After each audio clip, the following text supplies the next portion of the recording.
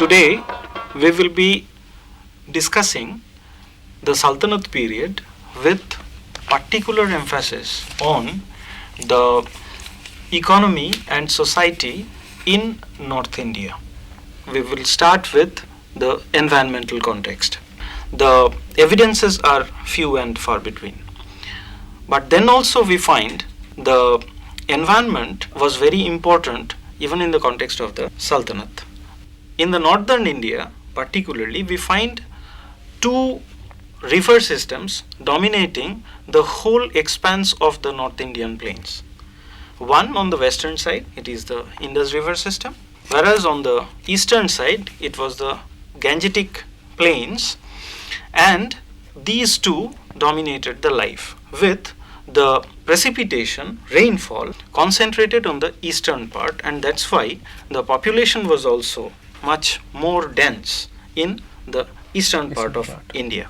The eastern part, the river course, it is very treacherous. It changes its course several times and with disastrous effects on the life of common people. But even in the western side also, we find evidences of the shifting of river courses, and this we find in the Indus river system. Or take for instance the case of Yamuna, which in the 7th-8th century watered a small watercourse in Haryana which was known as Chitang, but later it shifted, and because of this shift Chitang became dry, which resulted in desiccation of Haryana. Excuse me, sir, how did these environmental changes affect the economy? With this desiccation of Haryana, the agricultural economy obviously was affected. It became totally dependent on rainfall, and only one crop, that is the Kharif, was possible. And it was during the reign of Firoj Tughlaq that he built up a network of canals which ultimately again made Haryana agriculturally very much productive. And as a result of this change introduced by Firoj Tughlaq, we find that not only Kharif but even the Rabi crop was then possible in Haryana. So in this context we find the river playing a very significant role. After the river, we can discuss about the importance of forests on the life of common people. In North India, nowadays you won't find a single outcrop of forests, but in the Sultanate period, as we find in the texts, several very dense pockets of forests were there in the Doab region. When there was the tax increase done by Muhammad bin Tughlaq, there we find that people rose up in revolt. And the rebellious peasants, they took refuge in those forests. It also produced important things like lac, honey, or even wild varieties of silk. And also it gave sustenance to those people who depended on food gathering economy. With the expansion of human habitation, these forest covers, along with the wild animals which ran through these forests, it totally vanished. With the environmental thing over, then we take up the case of agricultural production, where we find very important technological innovations coming, if not along with the Ghorian raiders, just a few years before that, or even after that. And they were very important, like artificial irrigation. You will consider that it was very important for proliferation of agriculture. And in northern India, the well irrigation was important. India in the ancient period knew about a mechanism which was known as orghatto, which means a kind of pot garland which was placed on the rim of a wheel. Later it was renamed as Noria. It was worked by the human labor. But in this period, we find a definite change taking place where the vertical wheel was tied with a drawbar where the animals were fixed, and with the help of a pin drum gearing, it went on continuously drawing water from the wells. And this, the prototype of the metallic Persian wheel which proliferated during the Mughal period, we find the agricultural productivity increasing, particularly in the Indus region. So this is a very important technological change directly related with agriculture. But there are some other changes which was taking place. Like, I will give you one example: sericulture, that is the cultivation of mulberry and then producing silk. This was almost unknown to India. Earlier, the technique, it evolved in China in the earlier parts of the common Christian era. But later, very slowly, it diffused through Khotan, and possibly with the hands of these Turkish raiders, it came to India.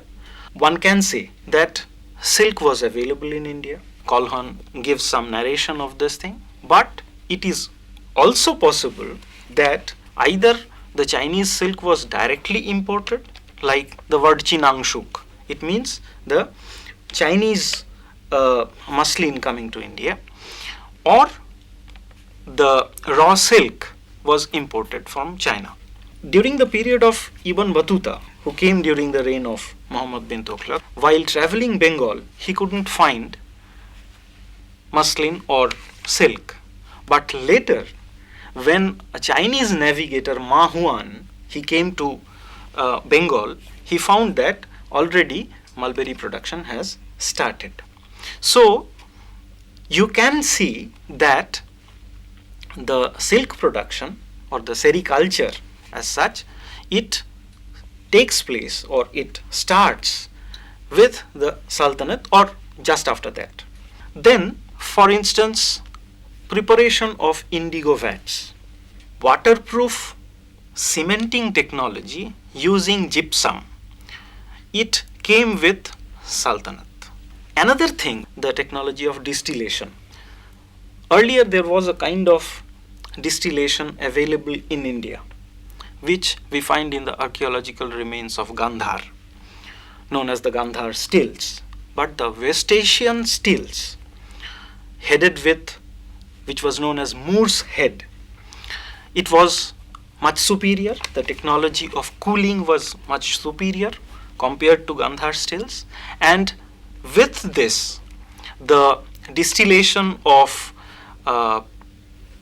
fermented sugar syrup, it starts with this period. And in Delhi, in and around Delhi, we find the distilleries, they are proliferating. The reference of charkha, the earliest example we find in Isami in his Futuh us Salatin. Earlier it was hand spinning through spindle. Now it was the spinning wheel which has been introduced, and this increased the effectiveness of the spinner almost 6 times, it is said. So it increased production of cotton yarn. Then cotton carders bow, this was introduced possibly earlier, but much proliferation in this period. And obviously the weaver's loom also started in this period. So with these technological innovations or changes coming into India, India became a major textile producing country. This agro industries, it gathered momentum with these kind of technological changes. The Delhi Sultanate constitutes an important phase in the Indian history for its geographical expanse as well as centralization of political power and economic resources. The rivers played an important role in agriculture, while the forests provided resources and refuge to the peasants. Sericulture, or rearing of mulberry silkworms, evolved into an important economic activity during the Sultanate. With these technological changes, we take up the issue of rural society. That is also very important, because in this period we find some very important changes were taking place as we started with centralization of power. What was the role of the state during that time? It was basically divided into some rural aristocracy, Rai, Rana, and their cavalrymen who were known as Rawats, which is derived from the word Rajaputra. Now, they were ruling the roost. Now, with the infiltration of the Turkish cavalry and building up of the Delhi Sultanate, first we find that these people, when they were defeated, they were kept in their place. These Rais, Ranas, Rawats, they were not totally displaced, they were kept in their place, and the state tried to extract tributes from them. This was first the role of the state. But starting from Alauddin Khilji onwards, we find state trying to get into this rural structure, rural society, rural power structure, and placing it above these Rais, Ranas, Rawats. Generally speaking, Delhi Sultanate was, in the earlier days, in the inception, it was basically a garrison sort of state, confined within several cities, and the rest of the country it was rebellious, mawas. Punitive actions were sent and tried to extract as much as tribute as possible. But later, these Ranas, Rawats, they were being decimated, and a new power structure came into being, who were known as later Chaudhuris. First reference we find in the writings of Ibn Battuta, who calls them Jautari, who rules over some 100 villages, Sadi, Battuta says. Whether it was 100 villages or not, we don't know. There are some, you can say, numerical divisions known as Chaurasis, 84 villages. But we don't know whether it was 100 or not. Later, the basic revenue unit above the village was Paragana, which was headed by the Chaudhuris. Chaudhuris, you can say, were drawn some part from the old structure, Rais, Ranas, Rawats. Some part it was a sort of evolution which took place during this Delhi Sultanate period. And another thing was the earlier structure, who was known as Khuds and Muqaddams. Muqaddams, even in 20th century we find the reference. But the Khuds, along with the Muqaddams, they were basically the revenue drawing authority from the village, who, it is said, that were exempted from payment of the 4 major taxes introduced by Alauddin Khilji: the land tax, Kharaj or Jizya, then Chadai, the grazing tax, and the holding tax known as Ghadi. And along with this, they were drawing some tributes from the villagers, customary dues they were drawing. With this, they were very formidable, and it is said that Alauddin Khilji wanted to decimate this group and started imposing pressure on them, which you can say a kind of instance of the centralization that I am talking about. Later, along with several other groups known as Maliks, Mafrozis, they constituted a group over and above the toiling peasants, the village menials, balahars. On the top of them, there was a structure who were generally known or denoted with the generic term Zamindar. So state had a particular role, very important role in controlling or in evolution of this group. So this is the role of the state. Another very important thing which Delhi Sultanate introduced was a very heavy incidence of land tax, which was known as Kharaj o Mal. The main tax during the Sultanate introduced by Alauddin Khalji was Kharaj, which they inherited from the Ghaznavid or the Ghurid predecessors. But this, they, at least during Alauddin Khalji's period, we find was imposed after measurement and a kind of estimate about, a possible estimate about the yield. It was very heavy because almost 50% of the agricultural surplus was drawn from the villages. And another very important aspect was Ikta. Ikta means a kind of transferable revenue assignment. It can be transferred, given to, assigned to the military commanders. Now, the military commanders then could sub-assign Iktas to their troopers. So, this was the general structure. There was Ikta, which was given to the military commanders, known as Muktis or Walis, and rest, a sizable section was kept for the crown land, which was known as Khalisa. Now, the Khalisa was meant for emperor, who drew Kharaj o Mal from that portion and used either for maintenance of his establishment, a huge establishment as you know, along with maintenance of a standing imperial army, which was known as Hashmi Kalb. So this was the general position. Now we will take up another very important thing, that is, you know that Alauddin Khalji introduced with a kind of market control, controlling the prices. Some say that this is not possible, it was a figment of imagination that Barani states. But nowadays the new researchers, it shows that with this heavy tax, land tax, and possibly it was gathered either in cash or partly in kind.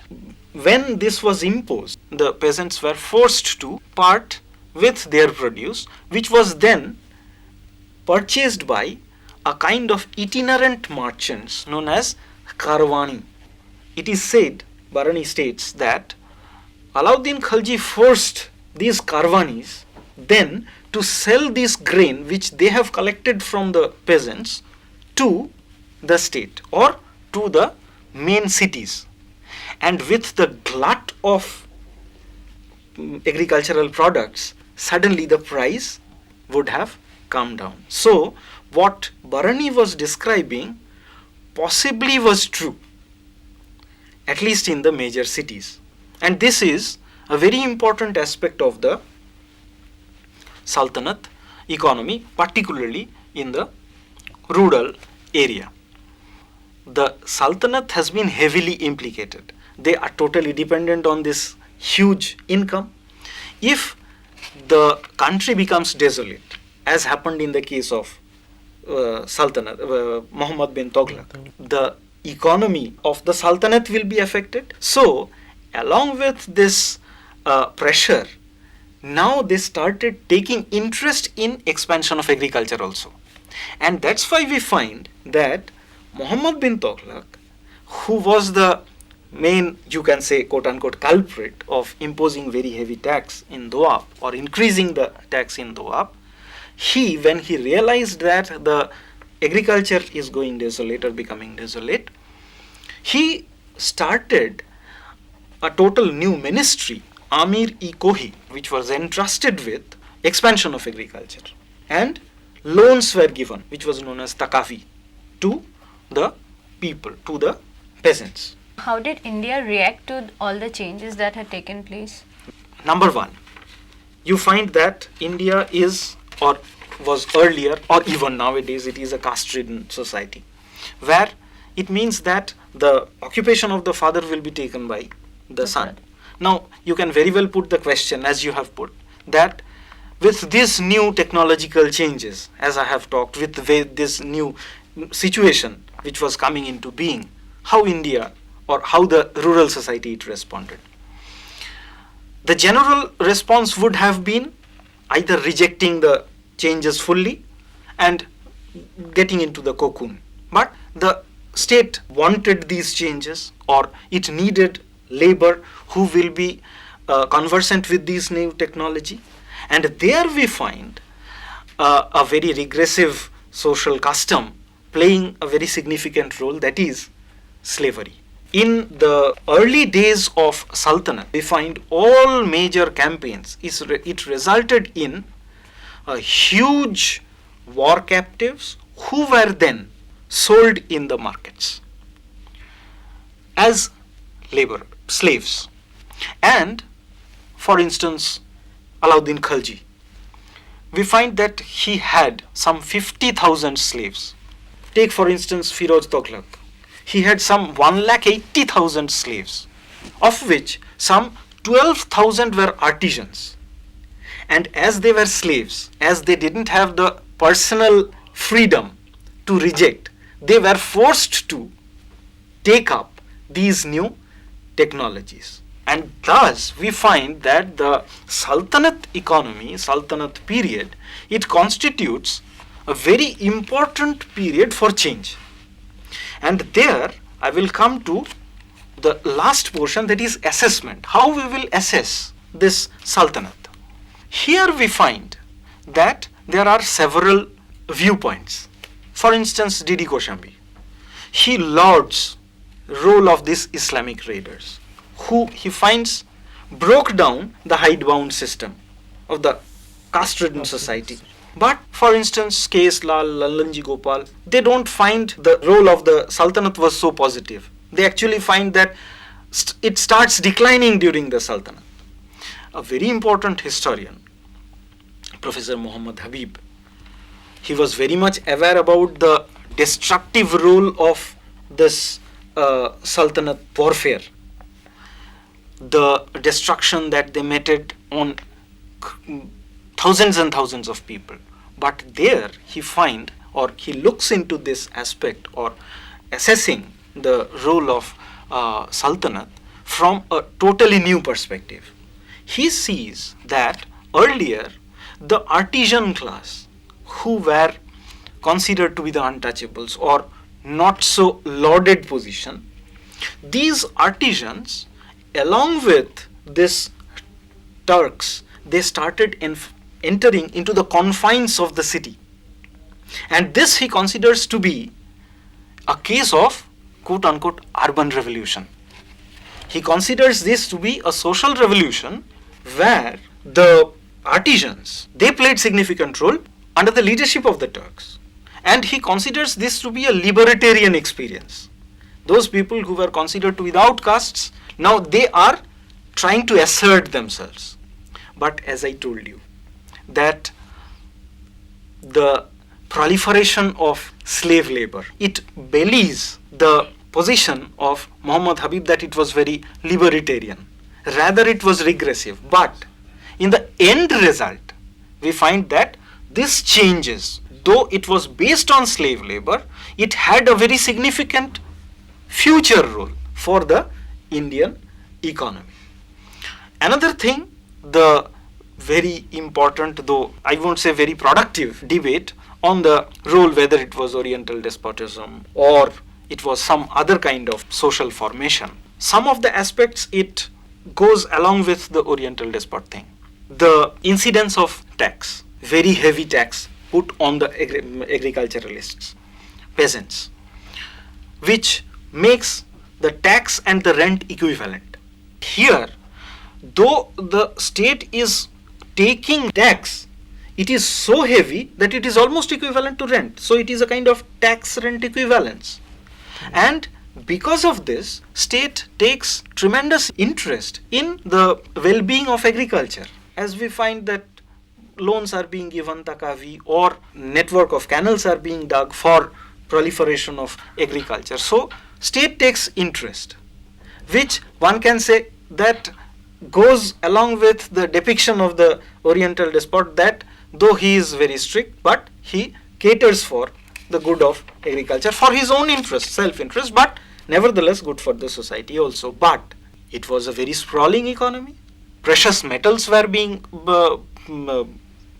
India for a long time didn't see so much proliferation of metal economy and monetization. This goes against the position of Oriental despotism.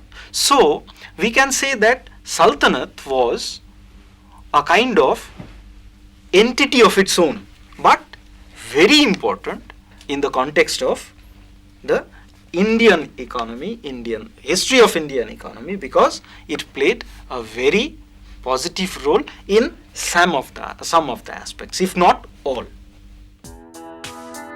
The Delhi Sultanate constitutes an important phase in the Indian history for its geographical expanse as well as centralization of political power and economic resources.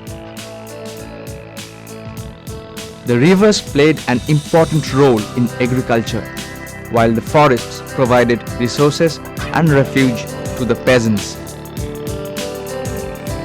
Sericulture, or rearing of mulberry silkworms, evolved into an important economic activity during the Sultanate.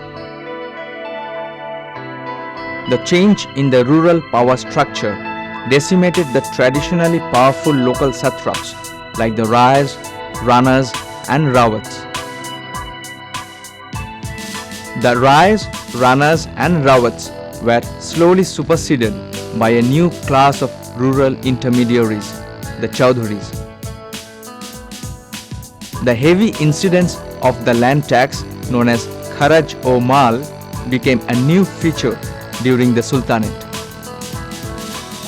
The role of the slaves was important to cope with application of technology for increased production.